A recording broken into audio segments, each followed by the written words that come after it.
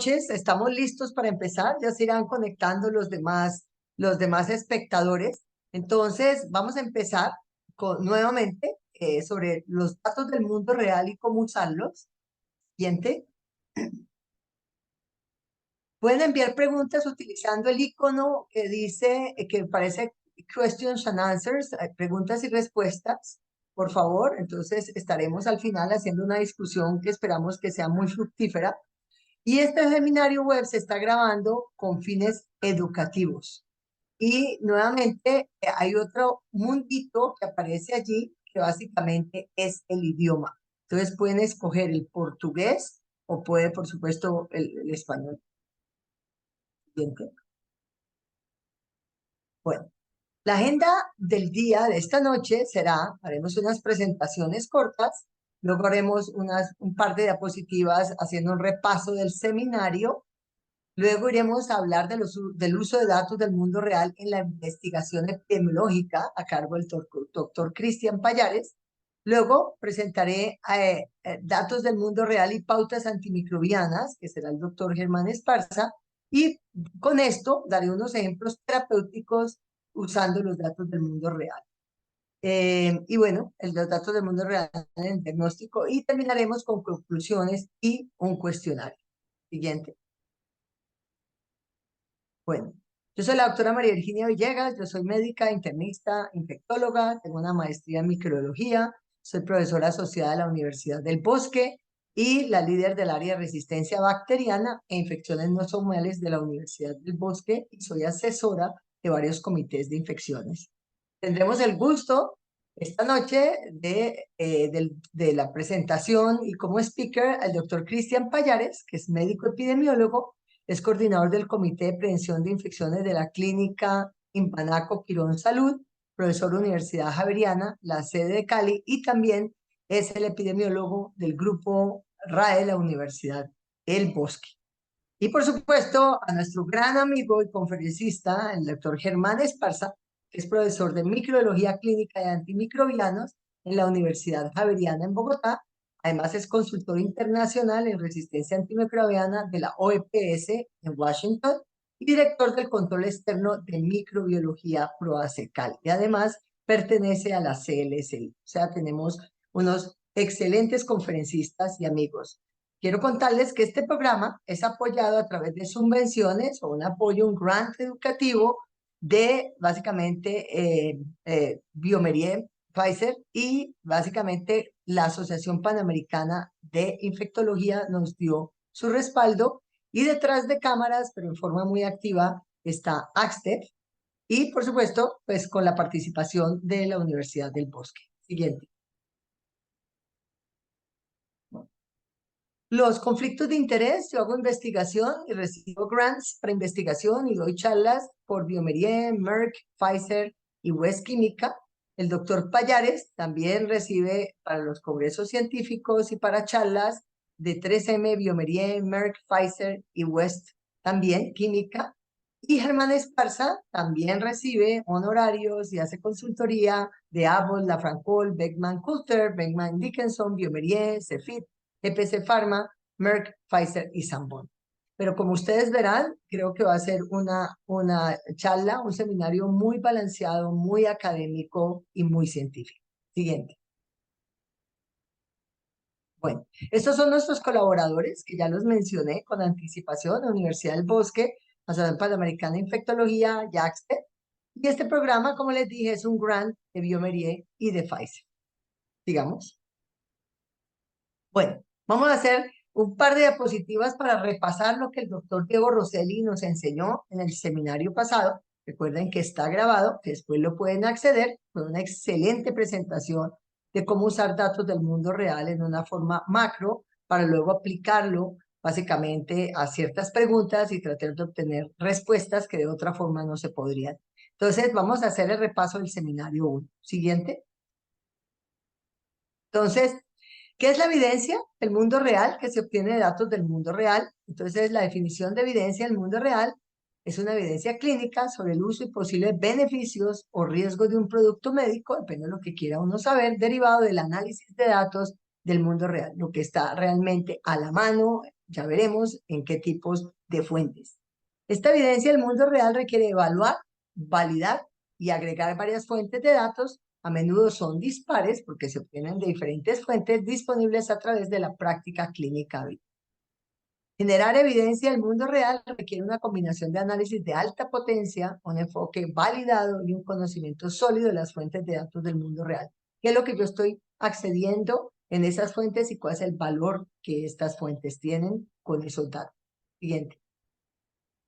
Cuando miramos los tipos y fuentes de las que mencioné que componen los datos del mundo real, encontramos que datos clínicos como registros médicos, formularios de informe de casos o datos generados por el paciente, la historia clínica del paciente y tratamientos, datos biométricos, resultados notificados por el paciente, datos del costo y utilización, que son un conjunto de datos de reclamaciones, por ejemplo, a las aseguradoras, o un conjunto de datos públicos que también hay disponibles en la mayoría de los países.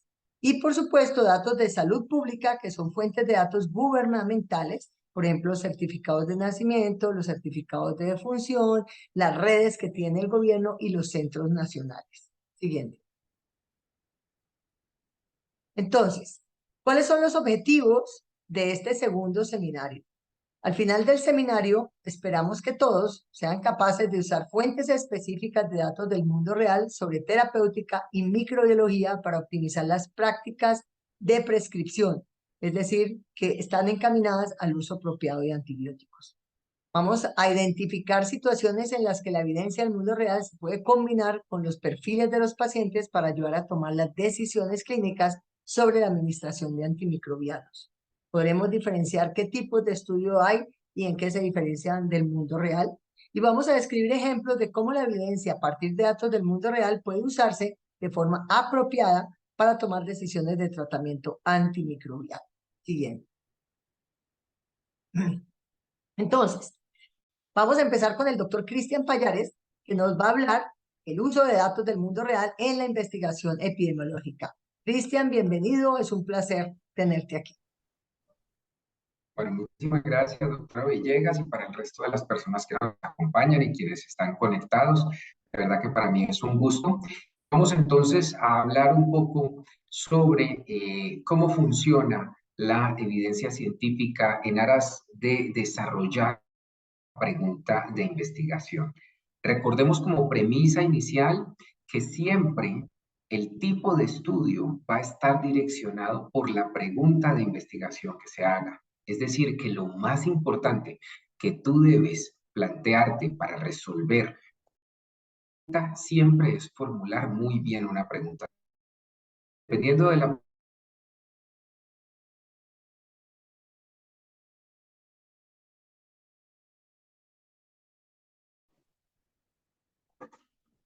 Perdón, qué pena, ¿allí me escuchan? Se cortó. Dependiendo de la pregunta de investigación, entonces, es que se formulará el tipo de estudio. Dame la siguiente.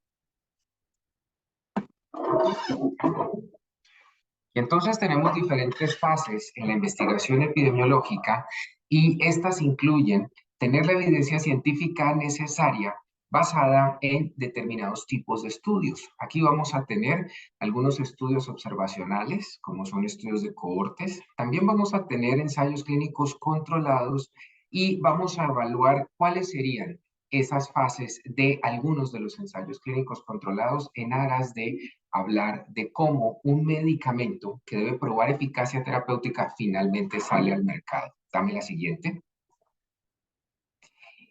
Bueno, de esta forma entonces tenemos la clasificación de los ensayos clínicos y cómo se desarrollan los ensayos clínicos controlados, la pirámide de la evidencia científica desde un punto de vista tradicional y cómo vamos a generar un cambio que es esa medicina basada en la evidencia que apoya los datos del mundo real, el real world data, y cómo la pirámide científica que todos hemos estado acostumbrados a hablar y a mencionar y sobre la que aprendimos de la evidencia científica cambia drásticamente. Y finalmente, queremos revisar un poco cuáles serían algunas de las limitaciones de las revisiones sistemáticas y de los metaanálisis. Dame la siguiente. Aquí es importante, como lo mencionábamos, en las fases de toda investigación epidemiológica, primero tener una sospecha. Esa sospecha debe tener una influencia o un factor causal, es decir, debe existir algo que esté relacionado o una exposición que está relacionada finalmente a un evento. Es fundamental formular una hipótesis y recordemos, de acuerdo a la hipótesis y de acuerdo a la pregunta de investigación, es que se define el diseño de estudio o el tipo de estudio, no al revés. No podemos simplemente hacer estudios porque nos guste un determinado tipo de estudio para resolver una pregunta de investigación después. La pregunta de investigación debe ir primero y la pregunta de investigación es la que direcciona el tipo de estudio. Existe una recopilación y un análisis sistemático de los datos y finalmente una interpretación, sobre todo en estudios observacionales analíticos, para buscar no solamente diferencias estadísticamente significativas, como lo vamos a ver en los descriptivos, sino una relación causal o una medida de asociación entre una exposición y un evento. Finalmente, vienen las aplicaciones de la evidencia científica que nosotros hemos encontrado. Dame la siguiente. Y entonces, de acuerdo a esto, los estudios se clasifican principalmente en estudios descriptivos o en estudios analíticos. Tal y como les mencionábamos, así como es muy importante definir la pregunta de investigación, porque de la pregunta de investigación dependerá el tipo de estudio, es fundamental que por favor no menospreciemos la evidencia científica disponible. Nos han enseñado a lo largo del tiempo que existen estudios mejores que otros, pero eso no es cierto. Sobre todo si quieres incorporar a tu práctica clínica la evidencia científica del mundo real o el real world data. No existe un estudio mejor que el otro, eso es mentira. Existen estudios que responden preguntas de investigación. Entonces, no despreciemos estudios que solo buscan diferencias estadísticamente significativas o que quieren describir algún fenómeno como lo son los estudios descriptivos por estudios analíticos donde yo ya voy a encontrar una medida de asociación porque todos son iguales de importantes.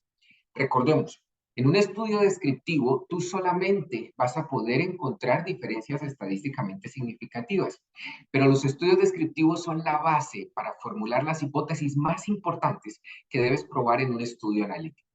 En los estudios analíticos no solamente encuentras diferencias estadísticamente significativas, sino que aquí vas a tener medidas de asociación, es decir, vas a encontrar el gradiente que existe entre una exposición y un determinado evento.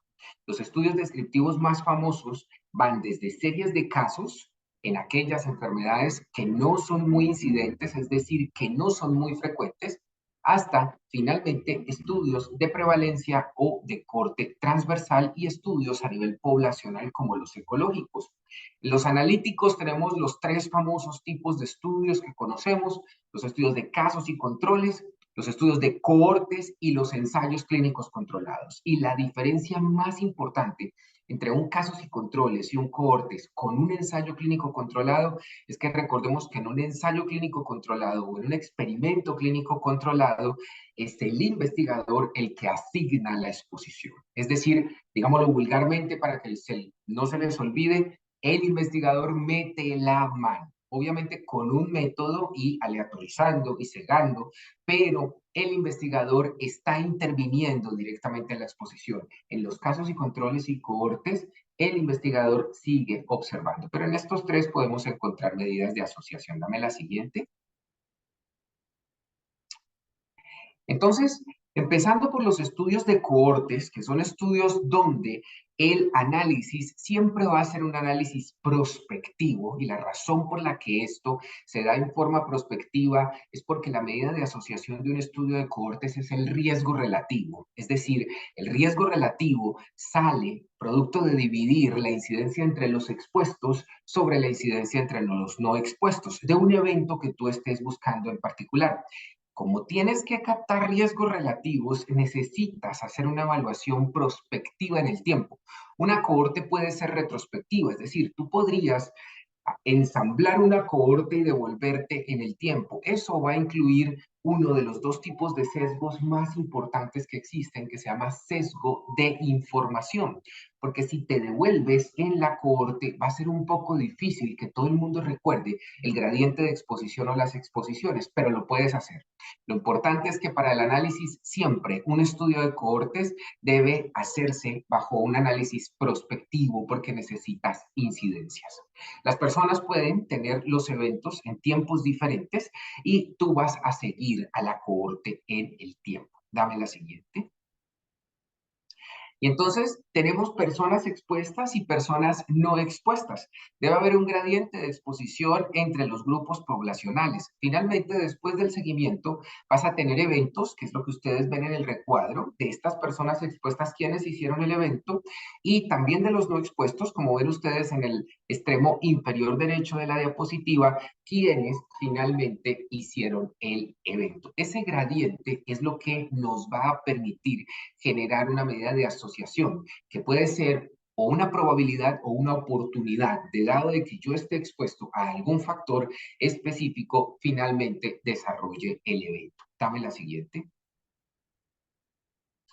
Y entonces, viendo los estudios de cohortes, hacemos una pequeña salvedad con los estudios de casos y controles, donde el análisis siempre se hace en forma retrospectiva, porque en un estudio de casos y controles tú ya tienes el evento y la medida de asociación básica de un estudio de casos y controles funciona como un odds ratio, mientras que el riesgo relativo solamente lo puedes hallar dividiendo incidencias entre expuestos y no expuestos, y por esa razón es que el análisis se hace en forma prospectiva. Un ensayo clínico se parece mucho a un estudio de cohortes, pero existe una diferencia importantísima, y la diferencia importantísima es que es el investigador el que asigna la exposición. Obviamente existen métodos para evitar sesgos de selección o sesgos de información, que son los dos grupos de sesgos más importantes que existen en un ensayo clínico, y para eso entonces existe la aleatorización. Recordemos que aleatorizar no es agarrar números a la loca, ni es agarrar pacientes a la maldita sea, perdónenme la palabra, no. El muestreo aleatorio te permite que cada una de las personas que escojas siempre tenga la misma probabilidad de entrar en la muestra. Y lo importante de aleatorizar es precisamente tratar de garantizar la validez externa, es decir, que los datos que tú estés teniendo de tu investigación se puedan extrapolar a otras poblaciones, pero ahí hay complejidad con respecto a los ensayos clínicos que sacrifican mucho esa validez externa porque terminas escogiendo mucho a la población.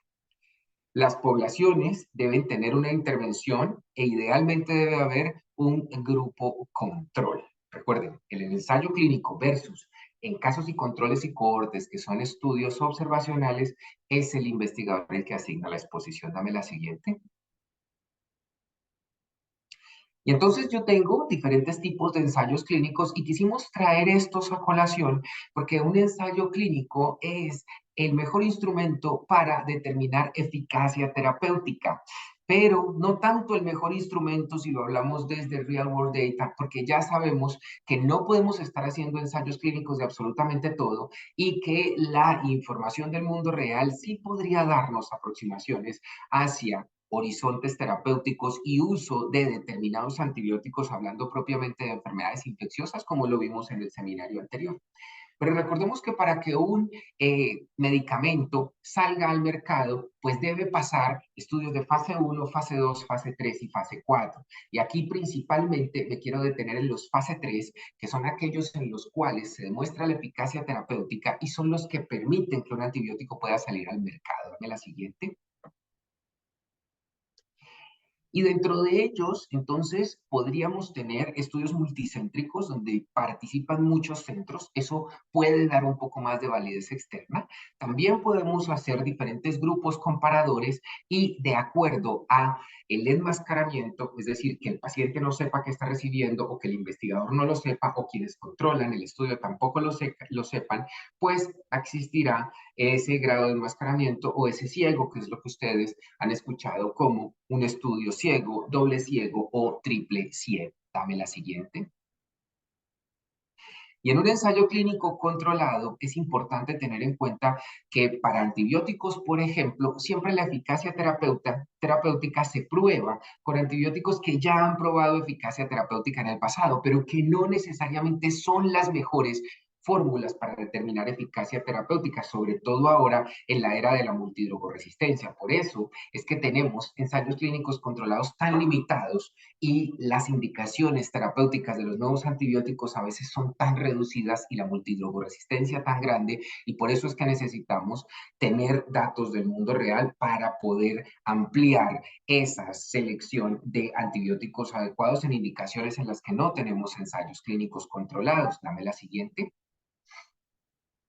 Y es por esa razón que aquí les queremos fracturar un poco la cabeza y abrirles un poco la mente, porque esto es lo que normalmente se enseña de la pirámide de la evidencia científica. Entonces, te han dicho todo el tiempo que los informes de casos y las series de casos son un nivel de evidencia muy malo, y que después de eso vienen los estudios observacionales, donde hay estudios de cohortes y casos y controles, pero que la panacea son los ensayos clínicos controlados, y que finalmente las revisiones sistemáticas y metaanálisis, sobre todo si son de ensayos clínicos controlados, pues son lo mejor que se te puede atravesar a ti en términos de la evidencia. Pero vamos a ver que este concepto ya no es un concepto que podamos afirmar como totalmente cierto. ¿Y cuál es la razón de eso? Dame la siguiente.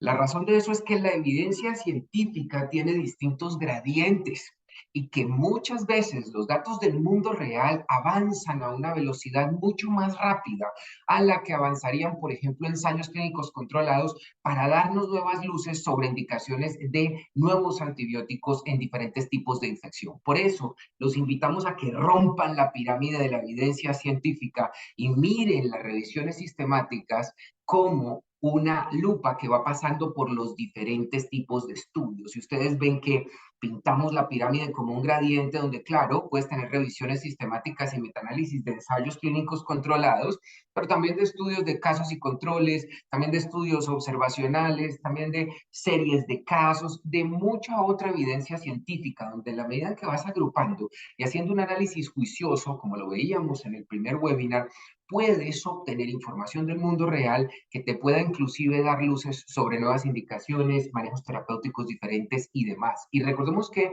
estamos hablando puntualmente de infecciones, pero esto no solamente aplica para infecciones. Dame la siguiente. El otro punto importante es que las revisiones sistemáticas y los metaanálisis tienen limitaciones, y eso tenemos que tenerlo en cuenta, porque esto pues no es lo que antes conocíamos como el punto máximo de la pirámide, el mejor nivel de la evidencia. El sesgo de publicación y la heterogeneidad de los estudios es uno. Si los estudios son muy heterogéneos, aunque hagas una revisión sistemática de metaanálisis, va a ser difícil poder alinearlos todos, porque recuerden que un metaanálisis es un estudio de los estudios y los estudios se tienen que parecer.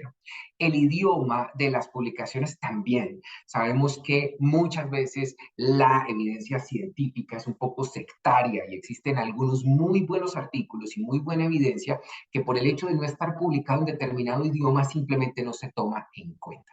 Y la experiencia de las indicaciones en un uso off-label, que era lo que hablábamos, series de casos, que ya sabes que podemos mirarlas en forma agrupada, teniendo como esa lupa una revisión sistemática que pasa por los diferentes niveles de evidencia que antes conocíamos en la pirámide y que pueden funcionarte para darnos luz en esta era de resistencia. Dame la siguiente. Listo. Bueno, entonces ahora vamos con la pregunta de acuerdo a lo que hemos visto. Y entonces la pregunta que nos planteamos para este pedazo del módulo va a ser la siguiente. ¿Cuál creen ustedes o cuál consideran ustedes que es sin lugar a dudas el mejor diseño de estudio? ¿Un estudio de cohortes? ¿Un ensayo clínico controlado? ¿Un estudio de casos y controles? ¿O todo dependerá de la pregunta de investigación? Bueno, votemos ya entonces.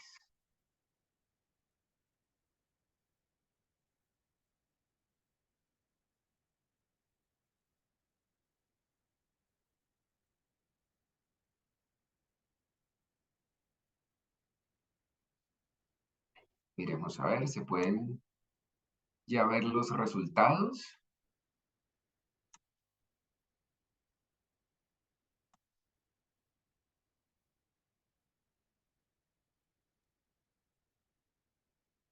No sé si no está. Ya debe, ahora sí. ¿Sí se ven? Yo no veo. ¿La doctora Villegas los ve? Sí, Sí. ahí están los resultados.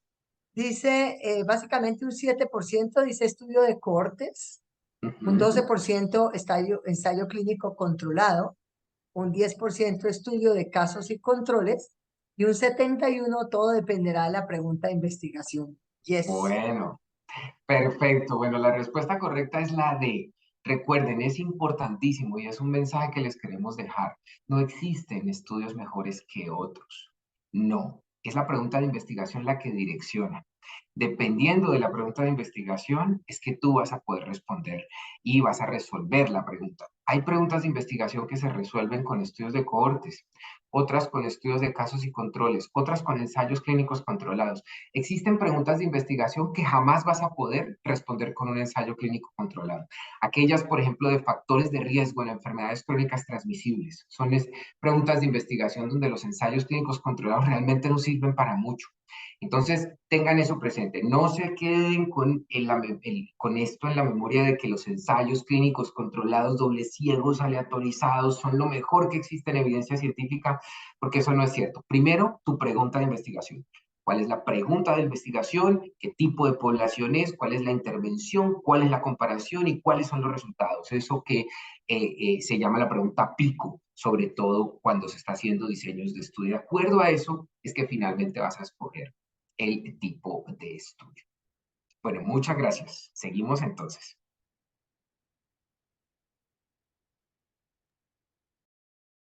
Bueno, Cristian, muchísimas gracias. De verdad, un placer oírte. Ya estaremos listos para las preguntas también al final. Entonces, me toca darles básicamente esto aplicado a decisiones terapéuticas. La siguiente, escogí realmente un ejemplo que pienso que todos tenemos acceso, que todos tenemos la capacidad de tener esos datos. Es lo que llama low hanging fruit. Ahí está, es cuestión de usarlas y tener probablemente alguien que nos ayude a generar esos datos. Entonces, una decisión, que no, unos datos reales como estos, que es el HUNET, por ejemplo, nos ayuda a saber cuáles son los 5 primeros microorganismos aislados en una institución. Además, me dice cuál es el perfil de resistencia a los antimicrobianos. Le puedo dar un ejemplo de la institución 1. Lo mismo, el perfil de resistencia a los antimicrobianos hipotético en la institución 2. ¿Cuáles serían las decisiones terapéuticas según la institución? Van a ver la diferencia entre una y la otra y pasos a seguir para la toma de decisiones. Siguiente. Entonces, esto es lo que usualmente uno le pide al juez. Uno le pide una tendencia a través del tiempo, que idealmente son 6 meses, porque si no el N puede ser muy poquitico del número de bacterias, porque recuerden que HUNET lo que hace es que para estandarizar la información y eventualmente a veces compararse, no solo en el tiempo y no con otras instituciones, uno toma el primer aislado por paciente, de tal forma que si uno tiene una bacteremia, y hay 3 pseudomonas pan resistentes, no toma las 3, porque eso magnificaría la resistencia del resultado.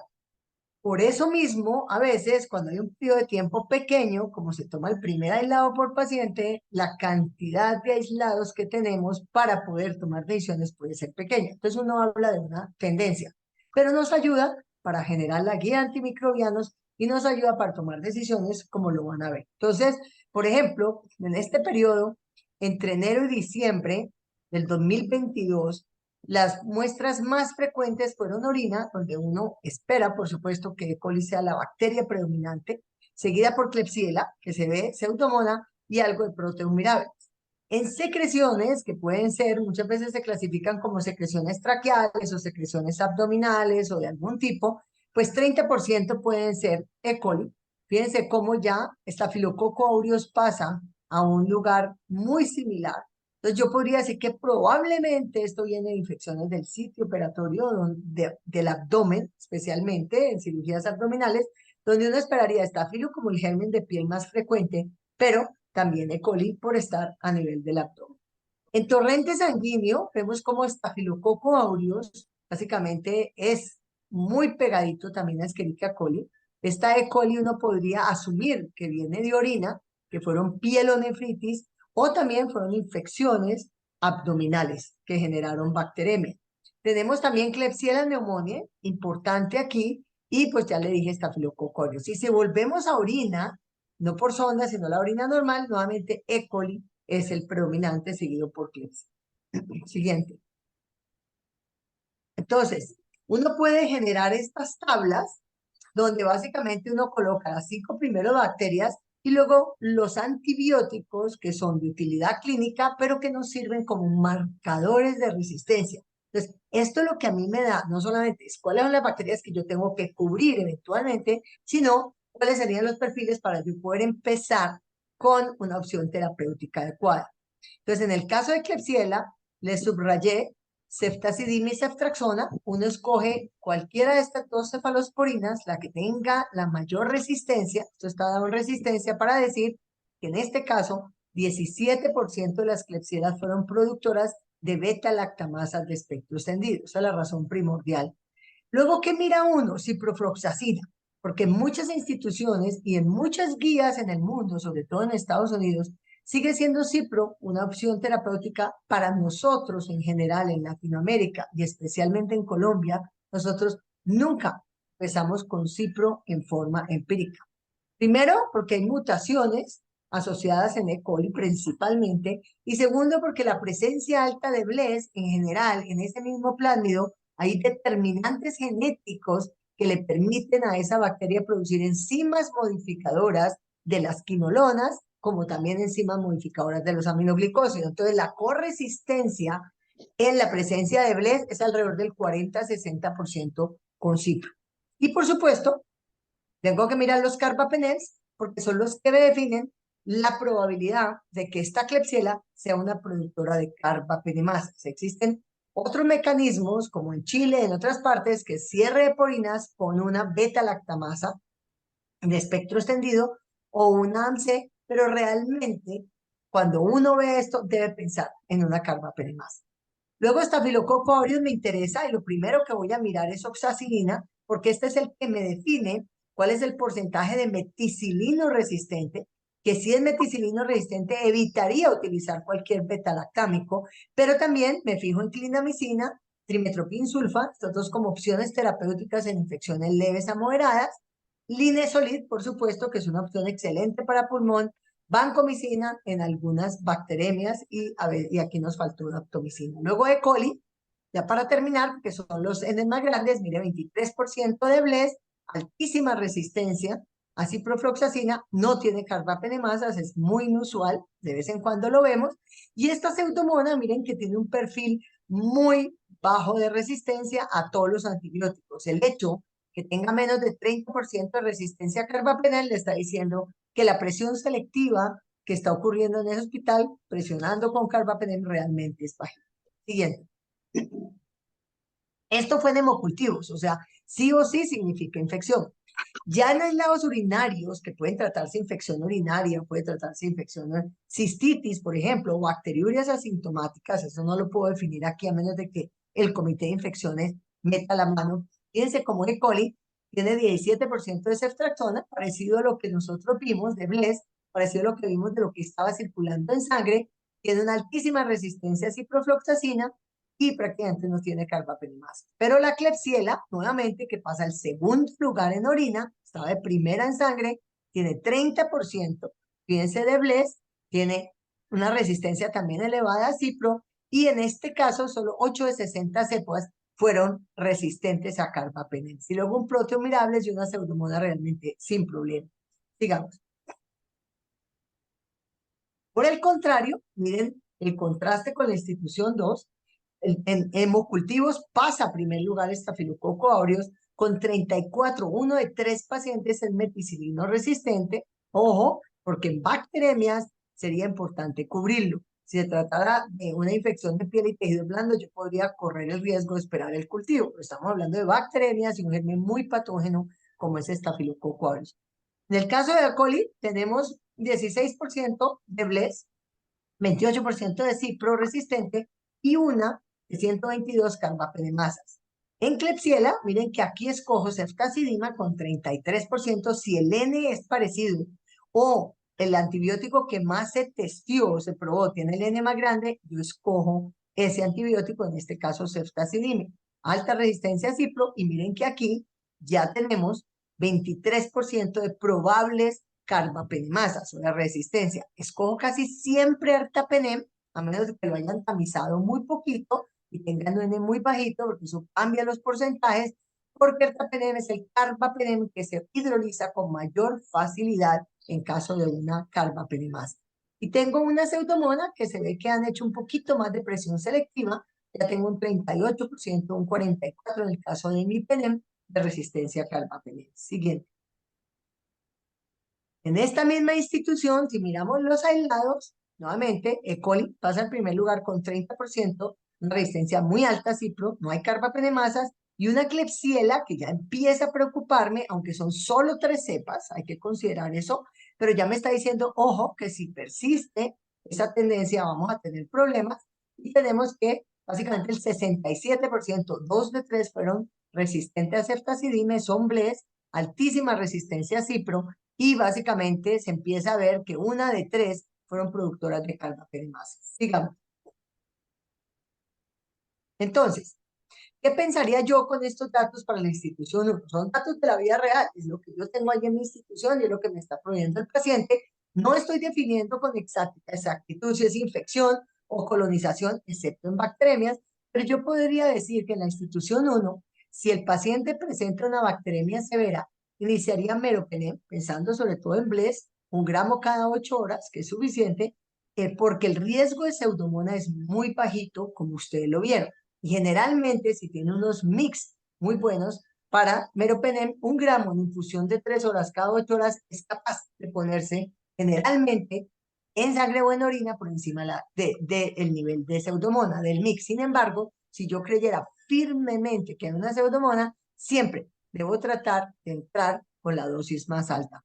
Seguido por un estafilometicilino resistente del 11% y añadiría en este caso vancomicina solo si tiene un catéter venoso central, ya que el riesgo es muy bajo.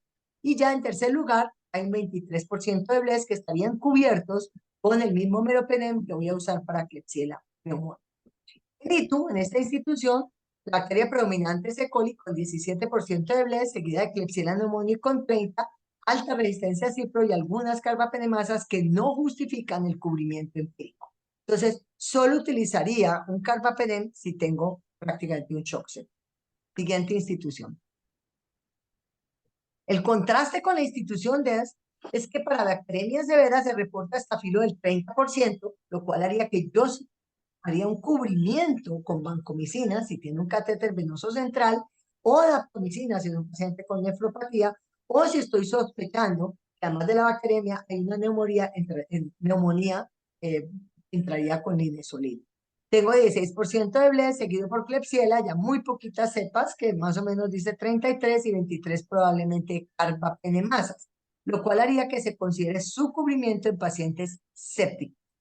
Por lo anterior, en shock séptico y con el riesgo de carbapenemasas y BLES, la consideración de ceftazidime y lactam podría estar indicada, más vancomicina o daptomicina para cubrir estafilometicilino resistente. En ITU, predomina el E. coli con 30% de BLES y con un número de lado muy bajo en Klebsiella pneumoniae de BLES, solo usaría un carbapenem si el foco es urinario con bacteremia sepsis, porque este 30% de shock séptico puede significar mortalidad. Si ese paciente está estable y me da tiempo para tener el resultado del cultivo, sin lugar a dudas, yo esperaría y empezaría con ceftriaxona. O, por supuesto, si tengo básicamente diagnóstico molecular. Digamos.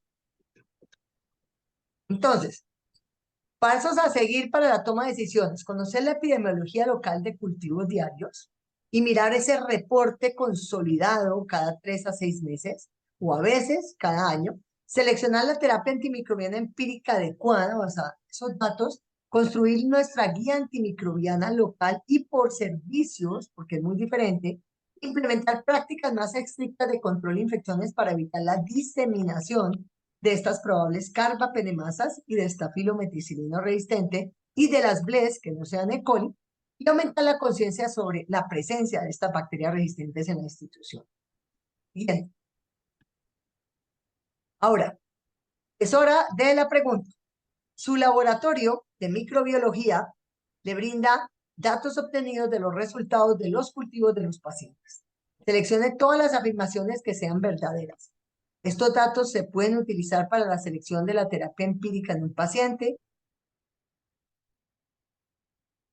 Estos datos pueden usarse para sugerir el mecanismo de resistencia de una bacteria.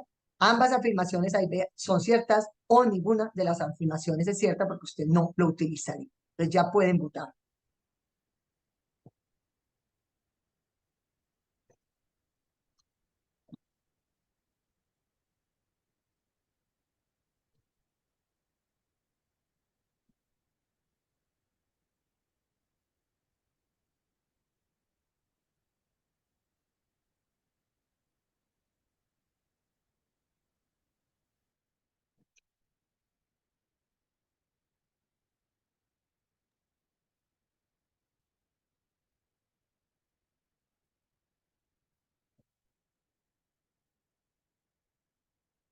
Bueno, ya nos estamos acercando a ver los resultados. Entonces, un 8% dicen que estos datos se pueden utilizar para la selección de la terapia. Eso es correcto. También para sugerir el mecanismo de resistencia. Eso es correcto. Ambas afirmaciones anteriores son ciertas, porque tanto la primera, la A como la B, eran correctas. Entonces, realmente lo hicieron muy bien. Siguiente. Vamos a dar ya para terminar unos ejemplos terapéuticos usando datos del mundo real, de la información que nos llega a través de estudios. Siguiente. Entonces, el primer ejemplo va a ser el impacto del fracaso de tratamiento antibiótico inicial, que fue una información del mundo real para la neumonía nosocomial o asociada a la atención en salud. Y el ejemplo 2 va a ser la evaluación de regímenes o tratamientos de dosificación de antibióticos para la optimización contra dos tipos de infección bacteriana. Siguiente. Miren que en el primer ejemplo, el objetivo de este estudio fue evaluar los patrones de tratamiento del mundo real y los resultados clínicos asociados con el tratamiento antibiótico inicial recibido menos de 48 horas tras el diagnóstico y evaluar el fracaso del tratamiento antibiótico inicial y los posibles factores de riesgo del fracaso del mismo en las infecciones asociadas a la atención sanitaria en los países participantes. Fíjense que escogieron menos de 48 horas porque recuerden que entre más tiempo pase para empezar la terapia, por más acertada que sea esa terapia, la probabilidad de mortalidad aumenta en forma dramática. De hecho, debería ser la primera hora. El resultado que trajo esta pregunta y lo que encontraron de los datos del mundo real es básicamente que el fracaso del tratamiento antibiótico inicial fue en el 72% de los pacientes, pero estuvo asociado con un patógeno multiresistente en cada uno de esos países. Entonces, la conclusión fue que los datos del mundo real demuestran la carga de neumonía asociada a la atención sanitaria, neumonía nosocomial con altas tasas de fracaso del tratamiento antibiótico inicial y básicamente que la escogencia debería estar basada, fíjese que es una excelente conclusión para llevar cada uno a su institución, basada en la epidemiología local y en los mecanismos de resistencia que se tienen para tomar estas decisiones terapéuticas. Siguiente. En este otro ejemplo, lo que hicieron fue investigar la optimización del tiempo de tratamiento con antibióticos en infecciones del torrente sanguíneo en bacterias por Pseudomonas aeruginosa en adultos mediante los registros electrónicos de los pacientes de una institución. Los resultados mostraron que no hay diferencia en las tasas de mortalidad o infección recurrente entre los 30 días, independientemente de la duración del tratamiento con antibióticos. O sea, 9 días fue tan bueno como 16 días.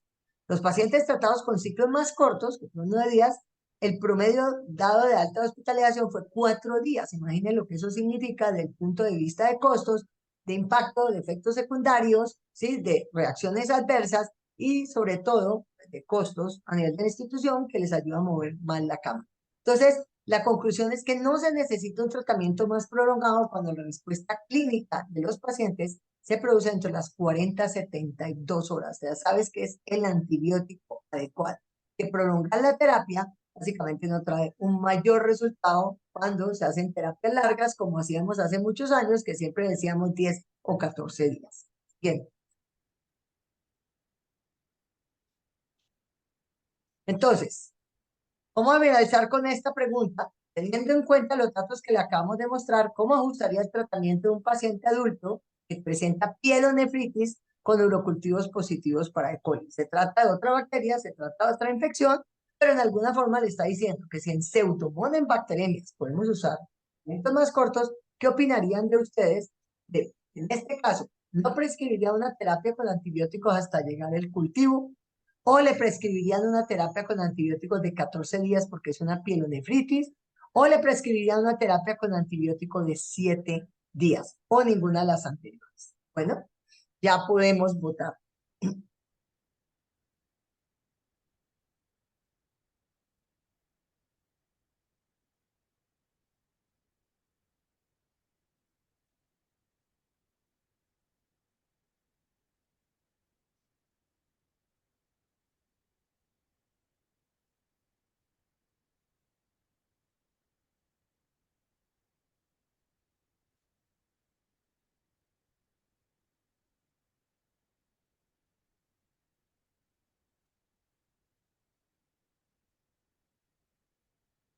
Bueno, ya estamos casi listos para mirar las respuestas.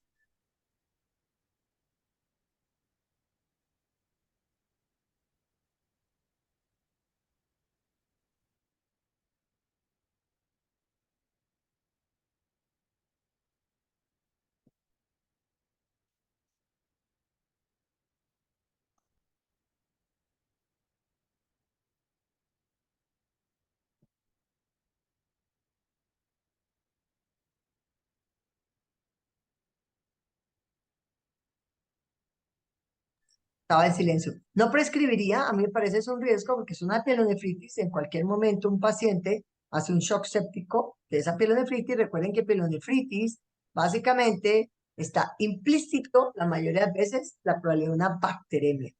De otro le prescribiría una terapia con antibiótico de 14 días. La verdad, todo dependerá de la respuesta terapéutica, pero en términos generales ya se sabe que para una pielonefritis no es necesario 14 días. Le prescribiría un antibiótico de 7 días, perfecto. Si la respuesta terapéutica está bien, 7 días es más que suficiente. Y pues, o algunos piensan que ninguna de las anteriores. La verdad es que recuerde, pasemos a la siguiente, que los antibióticos generalmente se toman 48 horas en llegar al sitio de la infección. Luego empieza la respuesta terapéutica, se viene para abajo, los signos y síntomas de inflamación. Estamos en el día 4, 5, dejas 48 horas más. El paciente prácticamente ha resuelto su infección, dejas 48 horas más para estar en el lado seguro y puedes suspender la terapia. Bueno, con estos datos vamos a pasar al profesor Germán Esparza, que nos va a hablar de los datos del mundo real en el diagnóstico microbiológico como un pilar fundamental de la administración de antimicrobianos. Germán, es un real placer estar aquí y sé que vamos a aprender mucho. Muchísimas gracias, doctora Villegas. Muy buenas noches para todos. Para mí es un placer estar con ustedes. Gracias por la invitación al grupo organizador. Vamos a hablar de datos del mundo real para diagnóstico microbiológico. Siguiente, por favor. Entonces, los datos del mundo real en el diagnóstico microbiológico son un pilar fundamental para los programas de optimización de antimicrobianos PROA. Por ejemplo, podemos tener datos del mundo real relacionados con la evaluación de la concordancia en un panel de diagnóstico molecular rápido para el diagnóstico de neumonía en una población de pacientes reales. Recordemos que hemos tenido una penetración muy importante de estos paneles de multiplex PCR para montarlo directamente de ciertas muestras como aspirado traqueal, lavador oncoalveolar.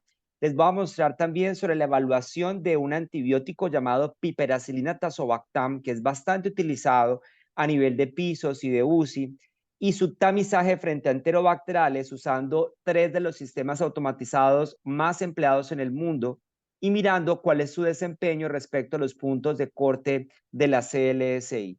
Y hablaremos en pasos en la toma de decisiones al final de mi presentación. Siguiente, por favor. Entonces, la generación de datos del mundo real en el diagnóstico se puede aplicar en las fases preanalítica, analítica y posanalítica de la siguiente forma.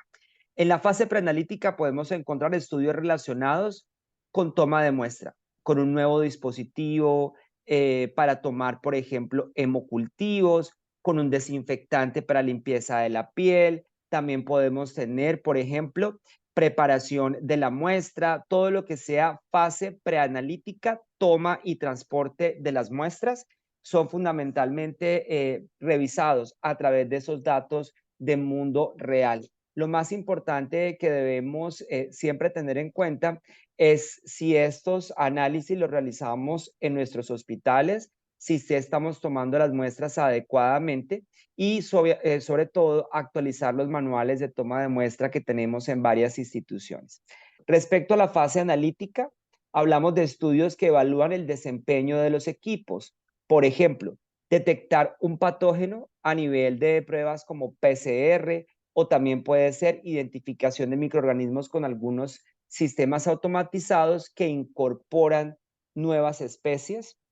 También la detección de un gen de resistencia para la precisión y exactitud en las pruebas de susceptibilidad antimicrobiana, etc. En la fase analítica ya vamos a hablar de cómo se procesa esa muestra, cómo se procesa el microorganismo y que también se desempeñan estos sistemas que utilizamos en nuestros laboratorios. Y cuando hablamos de fase posanalítica, hay múltiples estudios de mundo real. Por ejemplo, ahorita está muy fuerte todo el tema de software, todo el tema de inteligencia artificial, de software intuitivos que nos ayuden a tomar decisiones con los resultados del laboratorio, cómo interconectar diversas áreas del hospital, farmacia, laboratorio, el área médica, etcétera.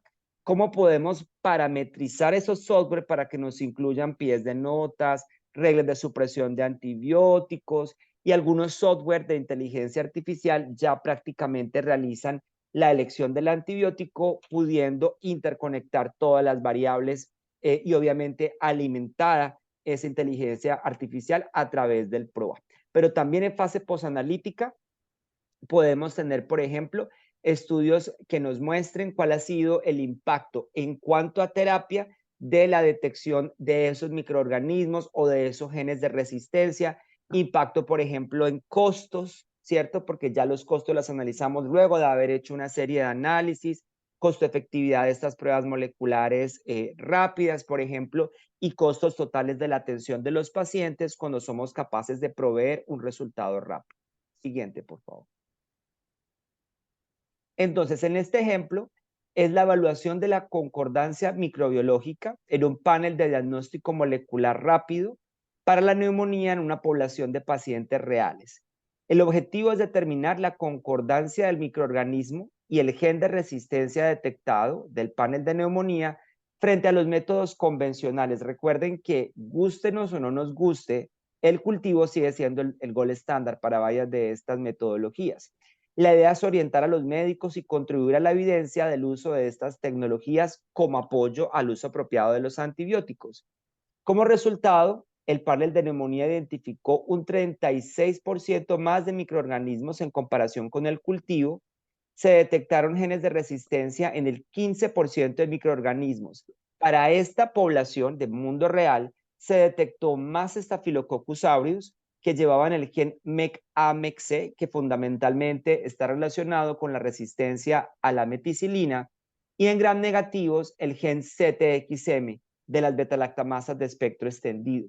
Por otra parte, el 17.5% de los pacientes tenía PCR positiva con cultivo negativo, y de estos, el 71% recibió antibióticos en menos de 7 días. Es muy importante recordar que por lo menos con estas pruebas moleculares recientemente se ha descrito que el uso de antibióticos pasa rápidamente al pulmón dependiendo de las moléculas y puede negativizar los cultivos. Esto no lo sabíamos hasta aproximadamente hace unos 3 años, cuando se empezaron a montar estas pruebas y se pudo determinar que los cultivos rápidamente, con ciertos antibióticos, porque no todos penetran bien el pulmón, se negativizan y no tenemos una buena recuperación.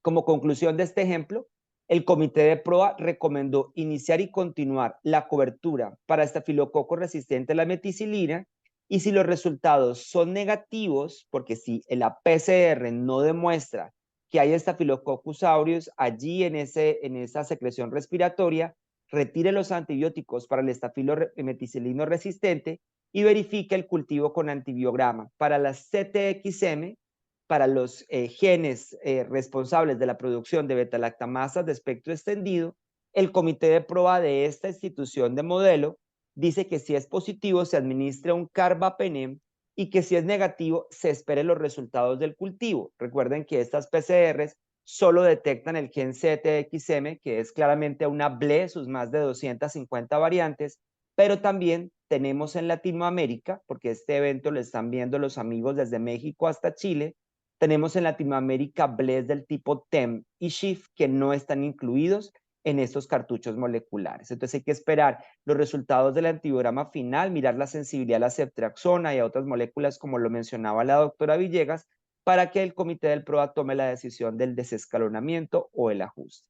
Siguiente, por favor.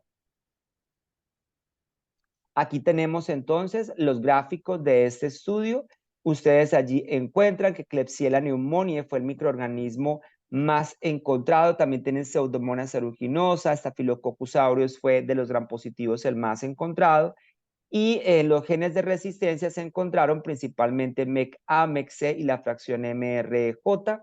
Y fundamentalmente se encontraron 6 con CTXM, 6 gram negativos, 2 tuvieron KPC, pero miren que la verdad no tuvieron prácticamente metalocarbapenemasas del tipo IMP, NDM o BIM y no tuvieron tampoco OXA48.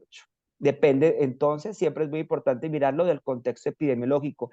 La doctora Villegas lo mencionaba, porque esos estudios de mundo real a veces se aplican en zonas que tienen un contexto particular de la resistencia antimicrobiana hacia más o menos genes dependientes. Siguiente. Bueno, este estudio me gustó muchísimo y la verdad ha tenido un impacto dramático en todos los que trabajamos con susceptibilidad antimicrobiana. Es la evaluación del desempeño de piperacillina tazobactam in vitro frente a Enterobacter-alis usando los sistemas Phoenix de Becton Dickinson, Microscan de Beckman-Coulter y el Vitek 2 de Biomerie con puntos de corte de la CLSI. Entonces se comparó la concentración inhibitoria mínima en 4 laboratorios que prestan servicio de microbiología a 8 hospitales de los Estados Unidos, comparando estas 3 plataformas versus el método de referencia. Recuerden que la referencia es solo microdilución en caldo, ya no estamos considerando a discodifusión como método de referencia. Los resultados, de acuerdo con los puntos de corte, el Phoenix demostró un 82.6% de acuerdo categórico, es decir, que si da sensible por el método de referencia, dé sensible por el Phoenix, o viceversa, si da, por ejemplo, intermedio, den igual. Tuvo un 21% prácticamente de errores muy mayores, es decir, falsos sensibles, y un 0.9% de errores mayores, o sea, prácticamente no tuvo falsos resistentes. Microscan demostró un 76% de acuerdo categórico con un 46% de falsos sensibles y un 0% de errores mayores. Y Vitek demostró un 82% de acuerdo categórico con un 6% de errores muy mayores que son falsos sensibles. Los puntos de corte entonces de la versión CLSI 2022 son los mejores predictores del resultado del paciente y se debe considerar seriamente su implementación lo antes posible. Los equipos automatizados tienen gran variabilidad, así que como lo estaba comentando la doctora Villegas y el doctor Pallares, y un mensaje para todos, tengan mucha precaución, sobre todo con el uso de ciertas moléculas. Esta es una de las causas que podría explicar el exceso de mortalidad en el estudio Merino en el brazo de piperacillina tazobactam versus meropenem, porque pudieron esos médicos que estaban tratando a esos pacientes, que estaban en el estudio randomizado controlado, dar piptazo cuando era falsamente sensible. Entonces, datos del mundo real como estos, vinculando varias cepas con diversas distribuciones de MIC en varios hospitales, nos demuestran que en efecto puede haber diferencias en el desempeño de estos sistemas frente a un antibiótico que es muy usado. Entonces, en resumen de este ejemplo, quiero decirle a los médicos, mucho cuidado si usted ve sensible a piptazo en una E. coli o Klebsiella productora de BLE, es muy probable que no sea sensible. Siguiente.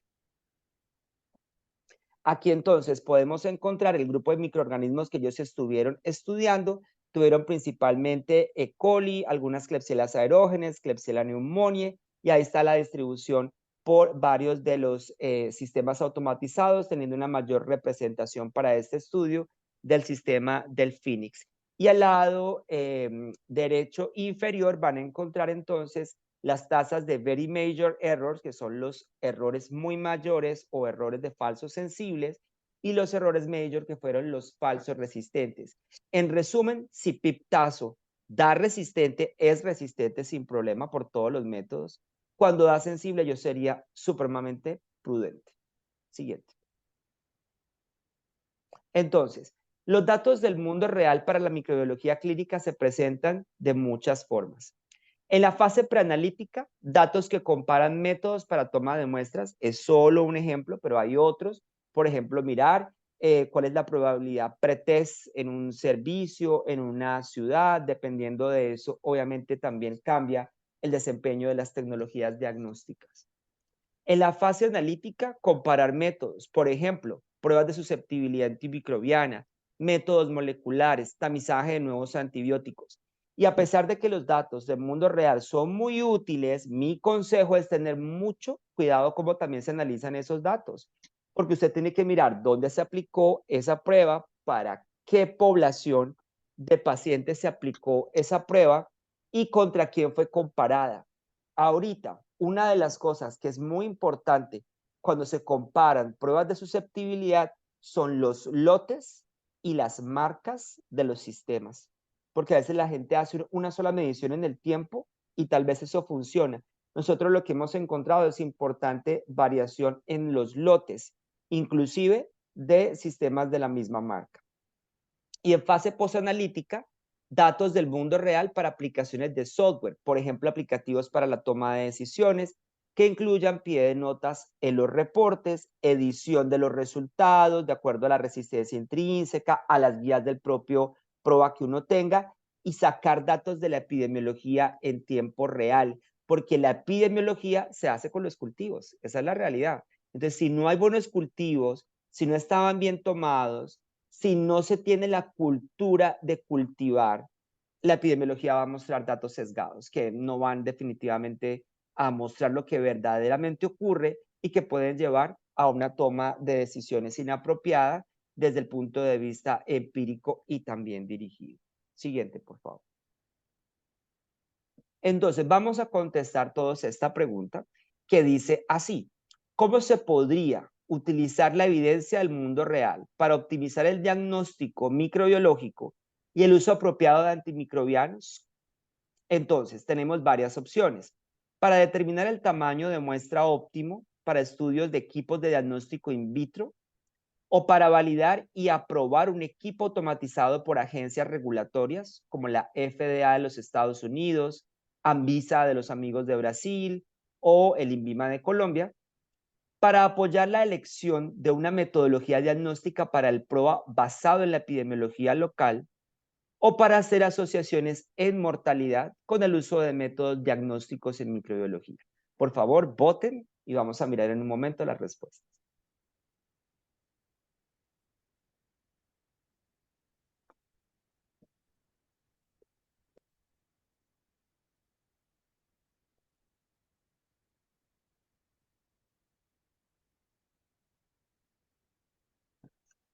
Bien, entonces vamos a mirar si ya tenemos algunas de las respuestas a esta pregunta. Gracias por su participación.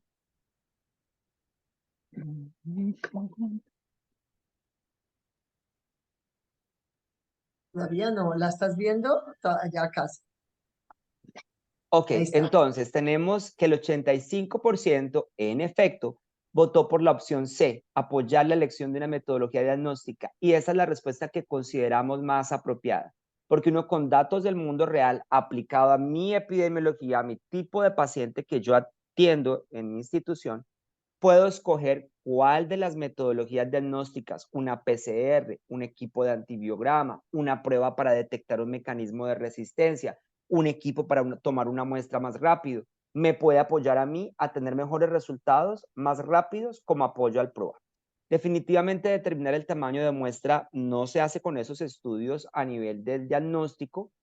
La validación y aprobación de un equipo automatizado por las agencias regulatorias se hace con un ensayo clínico, y para hacer asociaciones de mortalidad tampoco. Eso ya, como lo explicaba el doctor Cristian Pallares y como en nuestra sesión anterior nos lo explicaba el doctor Diego Rosselli, requiere estudios diferentes. Las asociaciones en mortalidad son mucho más delicadas, se requiere un N de pacientes exageradamente grande y un tipo de cálculo diferente para poder encontrar relaciones de mortalidad en estos casos.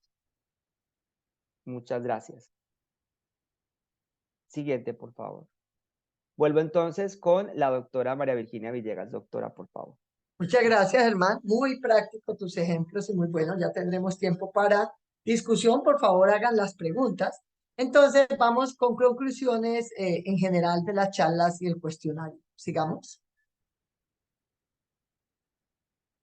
Entonces, podemos decir que el sistema sanitario recopila mucha información que se utiliza principalmente con fines administrativos, para mirar costos, para mirar mortalidad, para mirar básicamente días de estancia. Cada hospital tiene sus propios datos y lo mismo el gobierno, la ciudad, todo. Usar estos datos en la investigación en decisiones prácticas del mundo real sería una opción importante para mejorar la calidad de las decisiones. Existe una brecha entre la investigación, lo que aprendemos, y la práctica diaria, lo que hacemos.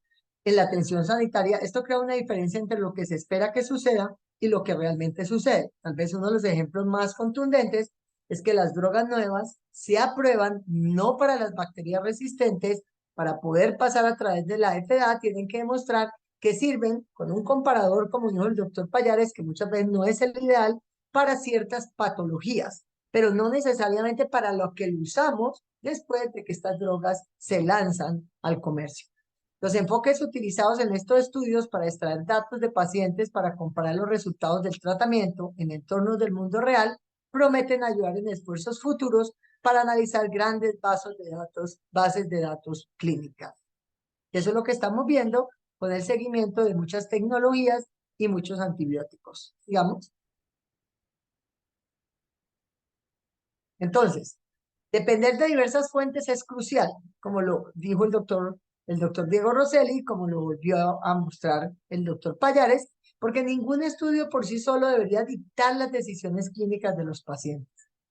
Los datos del mundo real son útiles para desarrollar estrategias para analizar datos provenientes de fuentes distintas a los métodos de laboratorio de referencia que no se utilizan a veces en grandes instituciones.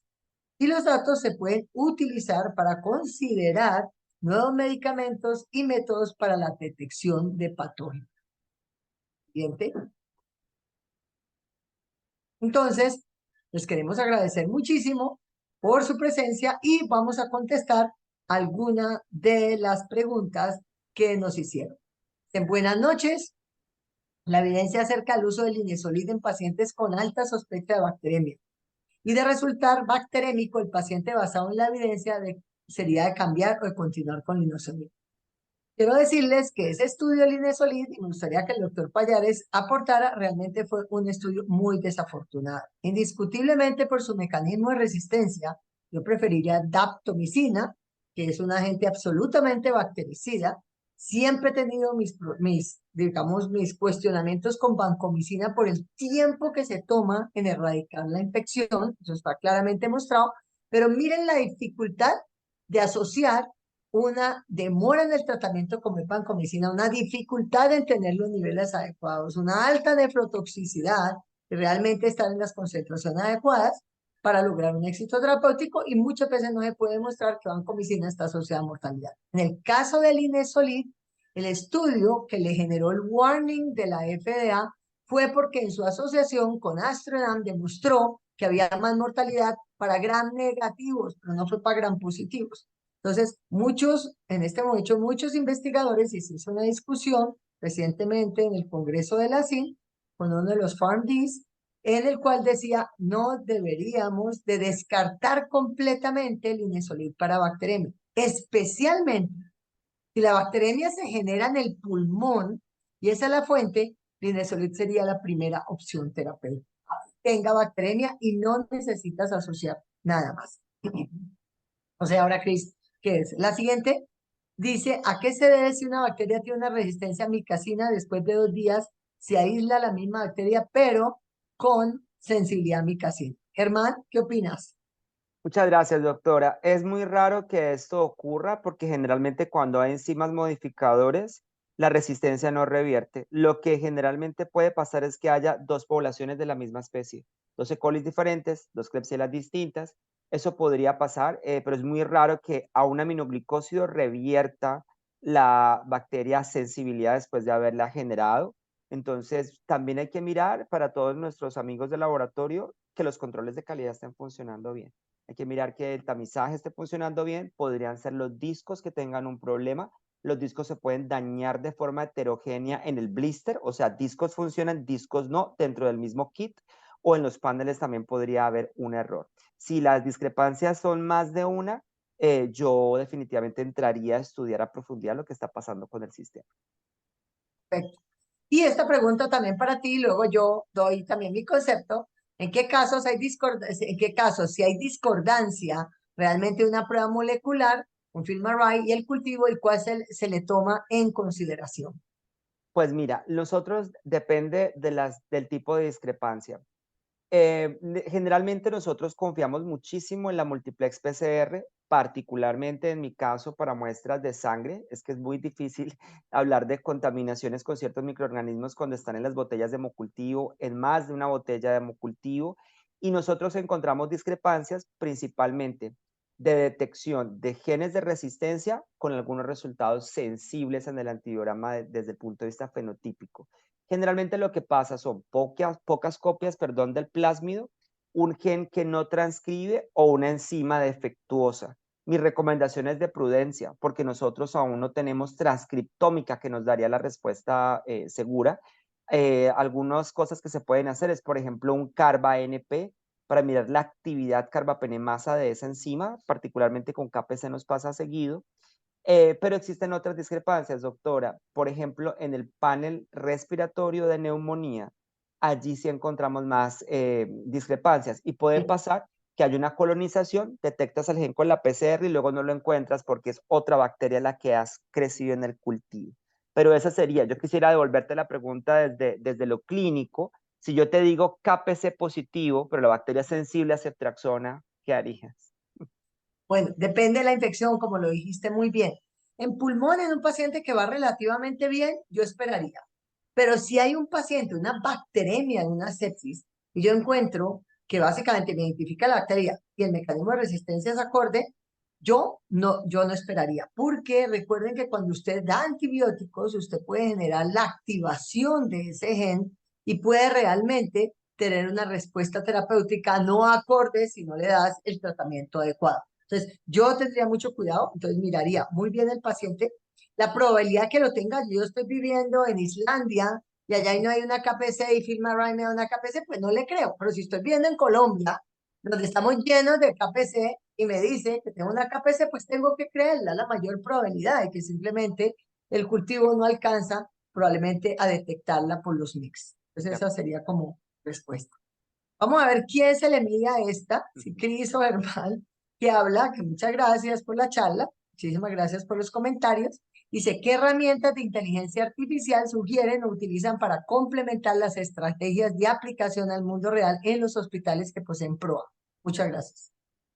Hay dos que conozco. En los Estados Unidos tenemos Whisca, y Whisca con W es una plataforma interactiva de antibiograma hospitalario que apoya el PROA. Entonces los invito a consultar Whisca en el Google y pueden encontrar algunos ejemplos que ya están publicados de algunos trabajos de ese software de inteligencia artificial.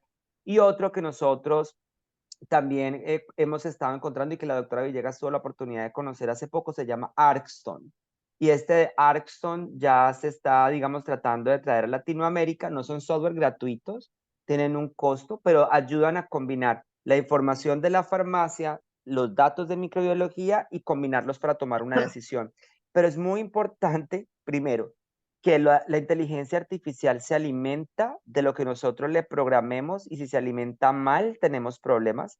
Y lo Cierto. segundo es que no se puede perder la autonomía del prescriptor. A mí eso me afana todavía, pero vuelvo con el Total. doctor Pallares y contigo. Muy bien.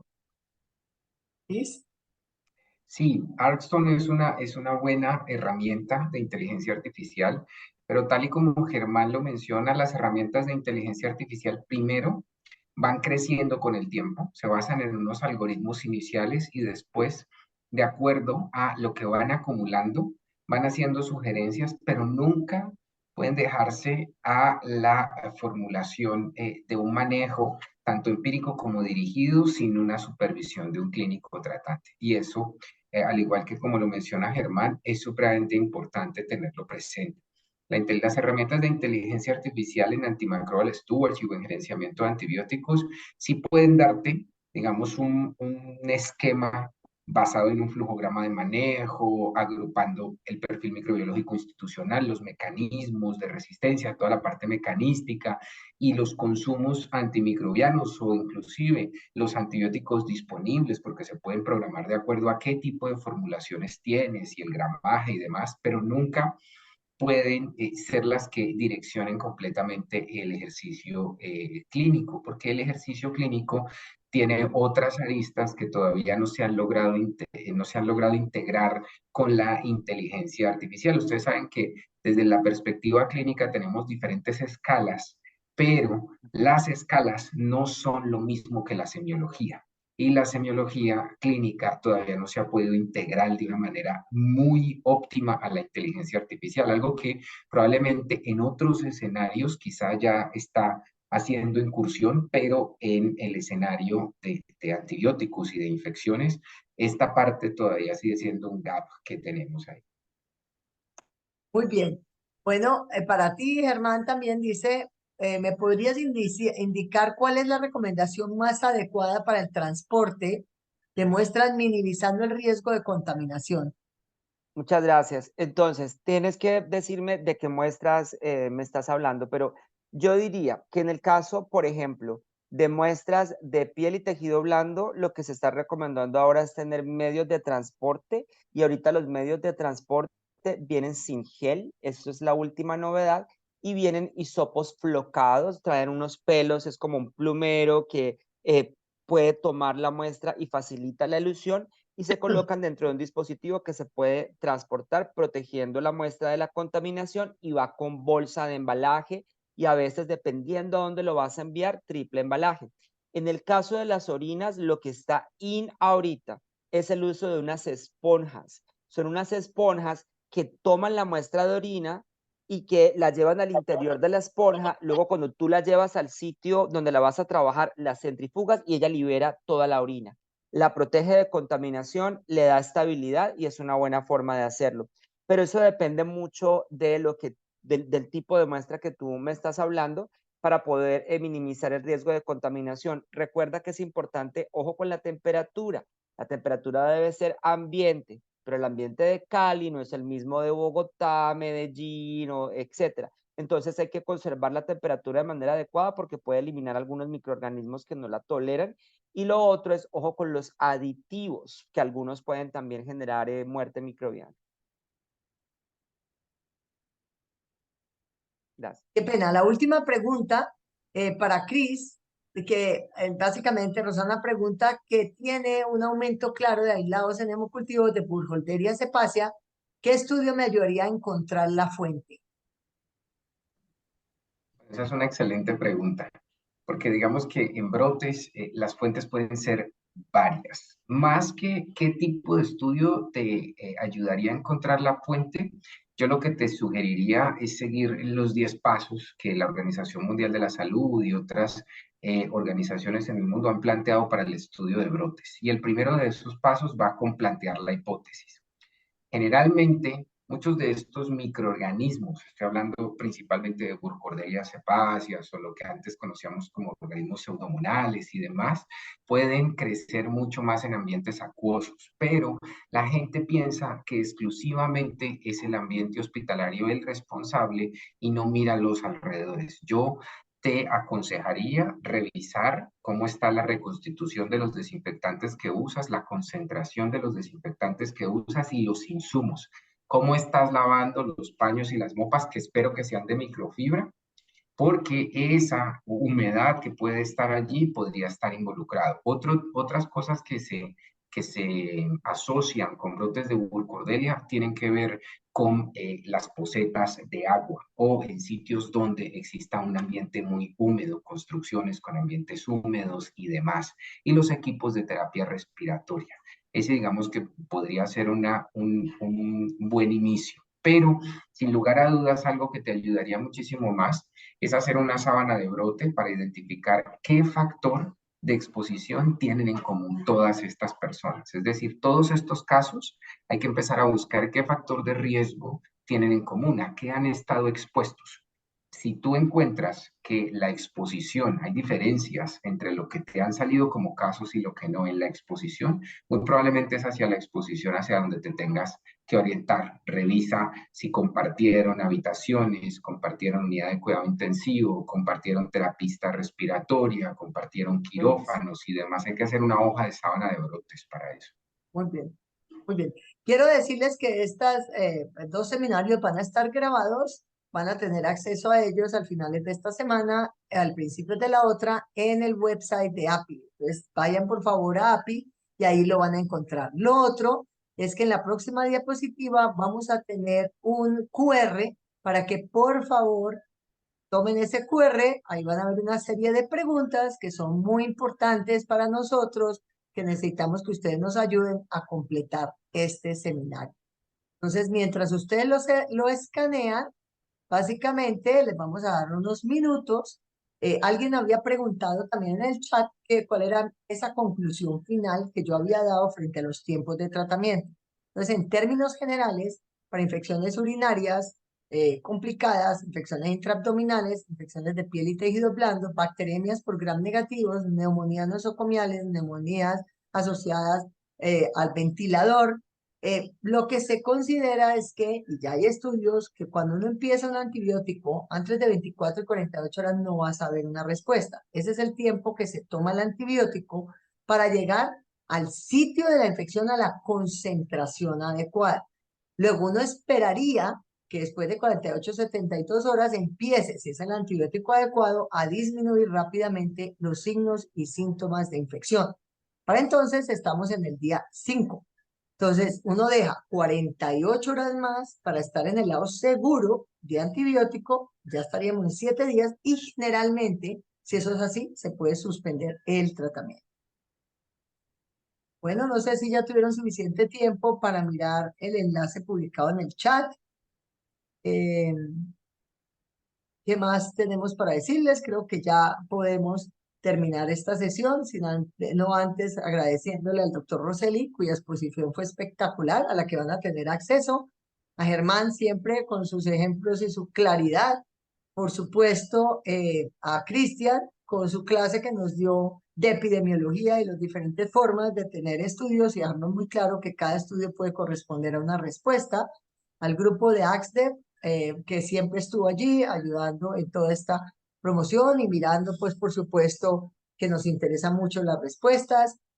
A mi grupo de la Universidad El Bosque, que estuvo allí todo el tiempo, ayudando con las diapositivas, a todos ustedes y a las traductoras, muchísimas gracias por estar presentes y esperamos tener otro seminario muy interesante pronto.